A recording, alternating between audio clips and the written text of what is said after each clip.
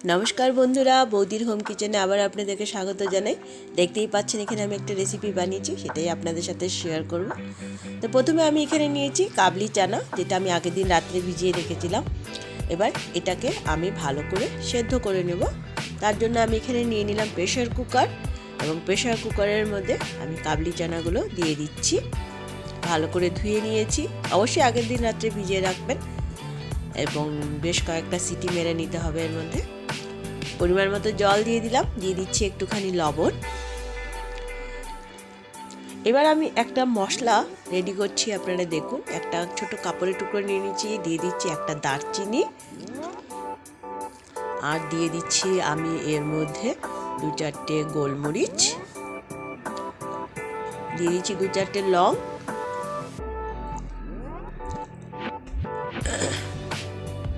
আর দিয়ে দিব 1 চামচ মতো চা পাতা। যেই চা পাতা আপনারা ইউজ করেন সেই চা পাতাই এর মধ্যে দিয়ে দিচ্ছি। দিয়ে এটাকে ভালো করে আমি মুড়ে নিব, কাপড়টাকে ভালো করে যাতে এটা খুলে না যায় সেইভাবে খুব ভালোভাবে এটাকে মুড়ে নিব। আমি এটাকে মুড়ে নিয়ে যাতে খুলে না যায় সেদিকে আপনারা লক্ষ্য রাখবেন। এই দেখুন, খুব ভালো করে আমি এটাকে মুড়ে একটা গিট্টি মেরে নিলাম। আর আমি যে প্রেসার কুকারের মধ্যে কাবলি চানা নিয়েছি সেই প্রেসার কুকারের মধ্যে আমি এটাকে দিয়ে দিব। দিয়ে এবার ঢাকাটা লাগিয়ে মোটামুটি 7-8টা সিটি মেরে নিব। যেহেতু কাবলি চানা একটু শক্ত হয়, ভালো নরম করার জন্য 7-8টা সিটি মেরে নিব। এবার যেটা করছি আমি সেটা হচ্ছে, এটা হচ্ছে সুজি। আমি এখানে 1 কাপ পরিমাণ মতো সুজি নিয়েছি এবং সুজিটাকে আমি একটু জল দিয়ে আধা ঘন্টার মতন ভিজিয়ে রাখবো। জলের পরিমাণটা অবশ্যই আপনারা বুঝে দিবেন যাতে সুজিটা ভিজে ভালো সেই অনুযায়ী। এবার এখানে নিয়ে নিচ্ছি 2 কাপ পরিমাণ আমি ময়দা,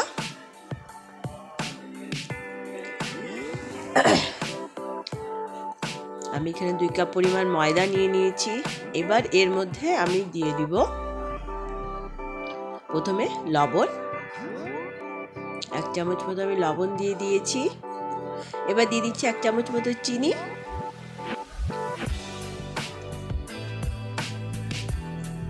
আর আমি দিব এর মধ্যে সামান্য একটুখানি খাওয়ার সোডা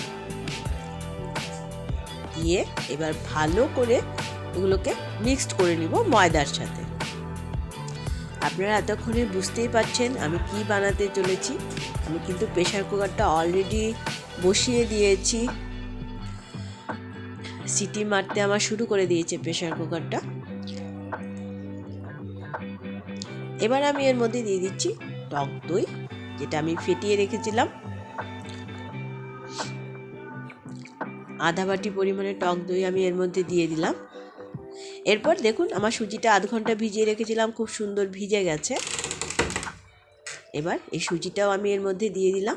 দিয়ে এবার ভালো করে সব আমি মিক্সড করে নেব। প্রথমে আপনারা কোনো জল ইউজ করবেন না, কেননা দই এবং সুজিতে যেহেতু জল আছে, প্রথমে মেখে নিতে হবে। যদি জলের প্রয়োজন হয় তবেই জলটা ইউজ করবেন। এই দেখুন আমি খুব ভালোভাবে এটাকে মেখে নিচ্ছি। এবার সামান্য একটুখানি তেল আমি এর মধ্যে দিয়ে আবার ওইটাকে ভালো করে মিক্সড করে নিচ্ছি। আমি কিন্তু এখন পর্যন্ত জল এতে ইউজ করিনি, কেননা দই এবং সুজিতে যেহেতু জল আছে অটোমেটিক এটা মাখা হয়ে যাচ্ছে। যদি আপনারা মনে করেন জল লাগবে তাহলেই জলটা ইউজ করবেন, না হলে জল দেবেন না।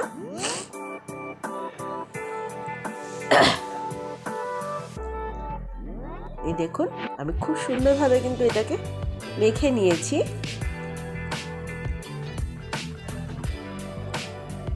খুব সফট করে জিনিসটাকে মেখে নিতে হবে।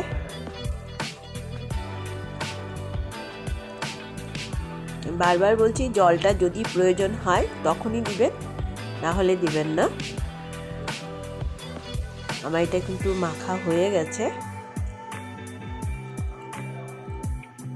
খুব সুন্দর মিক্সড হয়ে গেছে। সামান্য একটুখানি গরম জল আমি এর মধ্যে দিচ্ছি, অবশ্যই গরম জলটাই দেবেন। একদম সামান্য একটুখানি দিয়ে আমি এটাকে মিশিয়ে নিচ্ছি।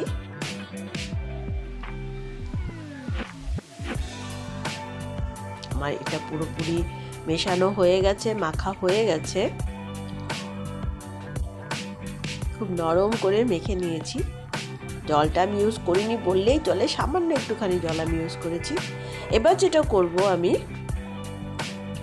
আবারও একটু সামান্য তেল দিয়ে পুরোটাকে মিশিয়ে নেব।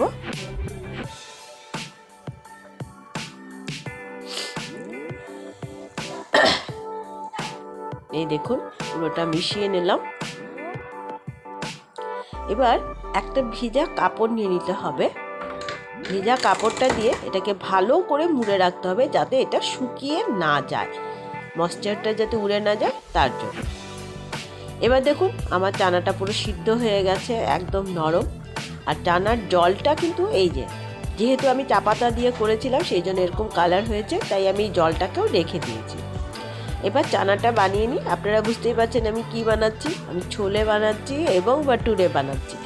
ছোলে বাটুরে বানানোর জন্য ছোলে আমার রেডি হয়ে গেছে। আমি যে জলটা আমাদের চানা সিদ্ধ করেছিলাম সেটাও রেখে দিয়েছি। এবার এখানে আমি কড়াইয়ে তেল দিয়ে দিলাম, তেলে গরম মশলা ফোড়ন দিয়ে দিলাম। এবার দিয়ে দিচ্ছি পেঁয়াজ, যেটা আমি পেস্ট করে নিয়েছি পেঁয়াজ। এলাচি, দারচিনি, লবঙ্গ ফোড়ন দিয়ে পেঁয়াজটাকে দিয়ে খুব ভালোভাবে ভেজে নিচ্ছি।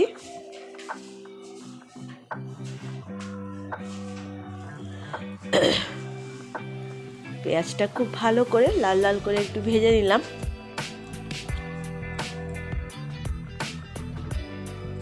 পেঁয়াজটা ভাজা হয়ে গেলে এর মধ্যে আমি দিয়ে দিচ্ছি আদা পেস্ট। এখানে আদা রসুন একসাথে আমি পেস্ট করে নিয়েছিলাম 1 চামচ মতো, সেটা দিয়ে দিলাম। এবার এটাকেও খুব ভালো করে ভেজে নিতে হবে, যাতে কাঁচা গন্ধটা না থাকে।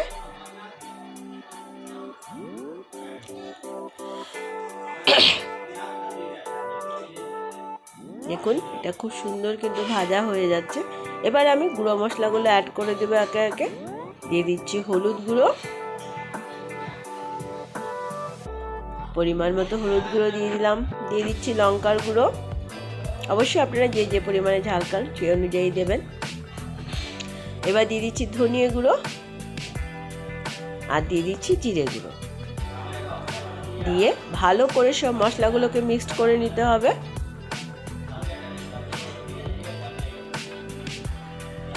সামান্য একটুখানি জল দিয়ে দিবি। জলটা দিয়ে ভালো করে মশলাগুলোকে মিক্সড করে ভেজে নিতে হবে।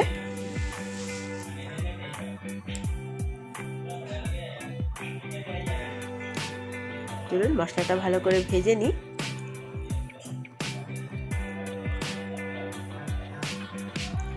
এইভাবে মশলা যতক্ষণ তেল ছাড়ছে। এবার আমি দিয়ে দিচ্ছি পরিমাণ মতো লবণ।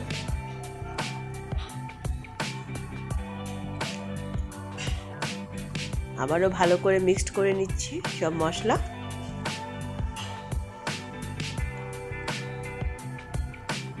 মিডিয়াম স্টিমে এই মশলাটাকে খুব ভালো করে ভেজে নিব।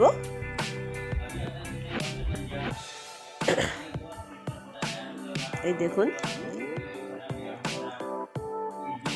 এবার আমি এর মধ্যে দিচ্ছি সামান্য একটুখানি চিনি।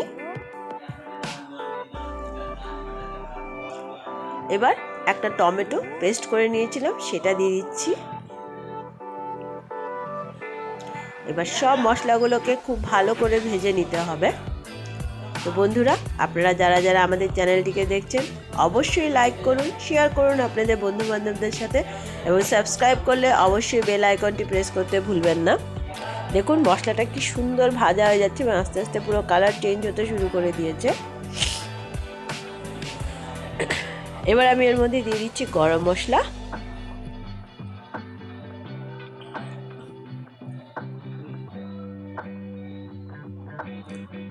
ছোলা সিদ্ধর জলটা সেই জন্যই কালারটা চেঞ্জ হয়েছে, যেহেতু আমি ওর মধ্যে চাপাতি এবং গরম মশলা দিয়েছিলাম, তাই এটার কালারটা চেঞ্জ হয়ে গেছে। পোটলা বেঁধে এই জন্যই দিয়েছিলাম, যাতে চাপাতিটা পুরো ছোলাতে মিশে না যায়। সেই জলটা আমি রেখে দিয়েছি। এবার আমি সিদ্ধ করা ছোলাগুলো এর মধ্যে দিয়ে দিচ্ছি, দিয়ে ভালো করে মশলার সাথে মিশিয়ে নিচ্ছি। অবশ্যই মশলা যত ভালো ভাজা হবে তত বেশি রেসিপির টেস্ট বাড়বে। অবশ্যই একটু কম স্টিমে মশলাটাকে ভালো করে ভেজে নেবেন।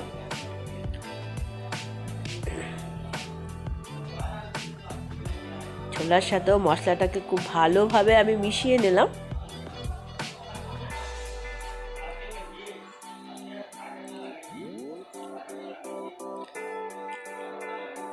এই দেখুন খুব সুন্দর কিন্তু ভাজা হয়ে আসছে মশলার সাথে ছোলাটা।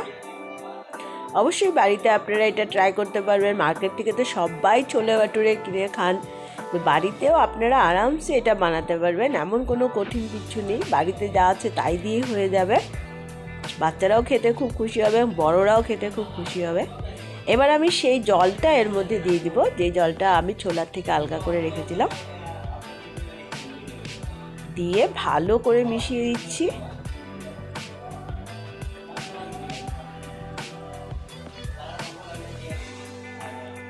এই দেখুন খুব সুন্দর করে মিশিয়ে দিলাম। এবার এটা ভালো করে জাল খাইয়ে নিব 2-4 মিনিট। আমার এটা 2-4 মিনিট খুব ভালো জাল খেয়ে গেছে এবং এটা অলমোস্ট রেডি হয়ে গেছে। এই দেখুন ছোলে একদম নরম তুলতুলে।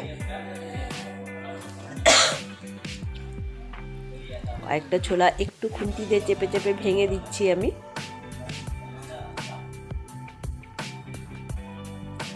এবার আমি এটা গ্যাসের থেকে নামিয়ে নেব।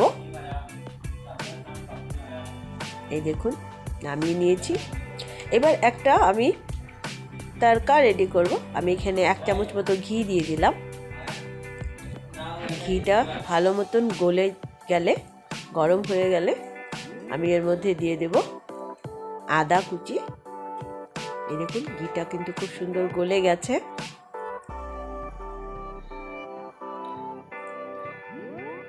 এবার আমি এখানে সামান্য আদা কুচি দিয়ে দিচ্ছি।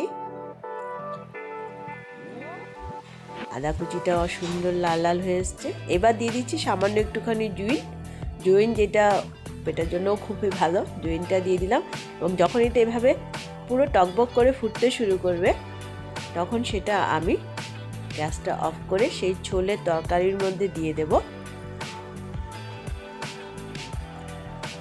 এই দেখুন এইভাবে, এতে ছোলের টেস্টটা আরও বেশি বাড়বে। অবশ্যই আপনারা এটা করবেন। আমার ছোলে একদম রেডি। তো চলুন ভাটুরেগুলো রেডি করে নিই।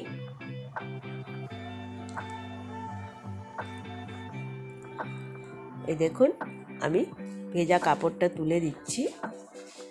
ভেজা কাপড় দিয়ে অবশ্যই ঢেকে রাখবেন, না হলে এটা শুকিয়ে যাবে। এবার আমি এটা লিচি কেটে নেব।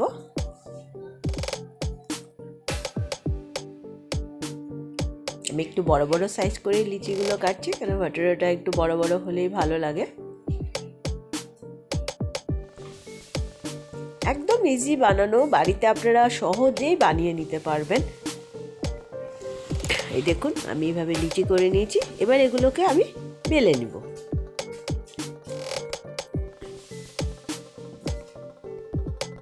এইভাবে আমি বড় বড় সাইজ করে বেলে নিচ্ছি। কড়াইটা আমি বসিয়ে দিয়েছি তেলটা গরম হওয়ার জন্য। চলুন এবার এগুলোকে ভেজে নিই।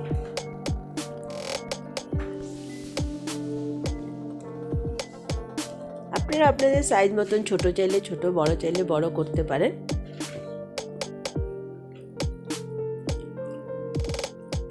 এই দেখুন আমার তেল গরম হয়ে গিয়েছে। এবার আমি এক এক করে এগুলোকে ভেজে নিব।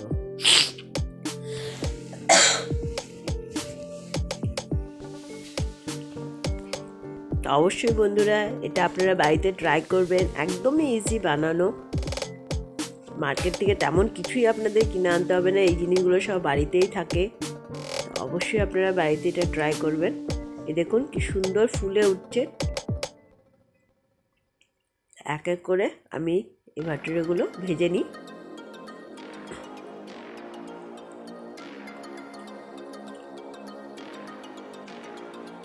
হ্যাভি টেস্টি একটা রেসিপি, অবশ্যই বাড়িতে ট্রাই করুন। অবশ্যই আমাকে কমেন্টে জানাবেন কেমন হয়েছে।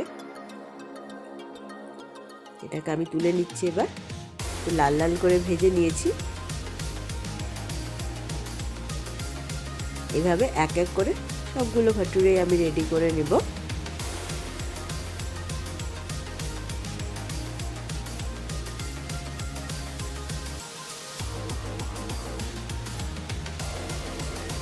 দেখুন কি সুন্দর ফুলে উঠবে।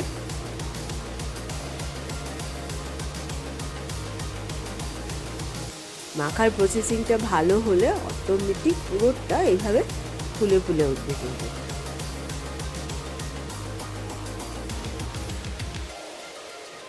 দেখুন এক এক করে আমার সবগুলো ভাটুরে কিন্তু আমি ভেজে নিচ্ছি।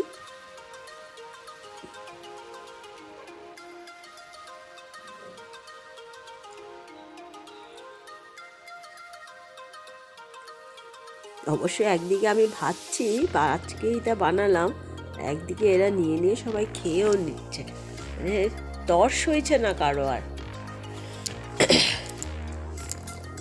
তো আমার এই ভটুরেগুলো পুরো ভাজা হয়ে গেছে, পুরো রেডি হয়ে গেছে। অবশ্যই আপনারা এটা বাড়িতে ট্রাই করবেন এবং অবশ্যই আমাকে কমেন্ট করে জানাবেন কেমন হলো। তা আবারও দেখা হবে নতুন একটা ভিডিও নিয়ে। এই দেখুন আমি আপনাদেরকে একটু ছিঁড়েও দেখাচ্ছি, পুরো নরম তুলতুলে। অবশ্যই বাড়িতে ট্রাই করবেন। আবারও দেখা হবে একটা নতুন ভিডিও নিয়ে। ততক্ষণের জন্য ধন্যবাদ।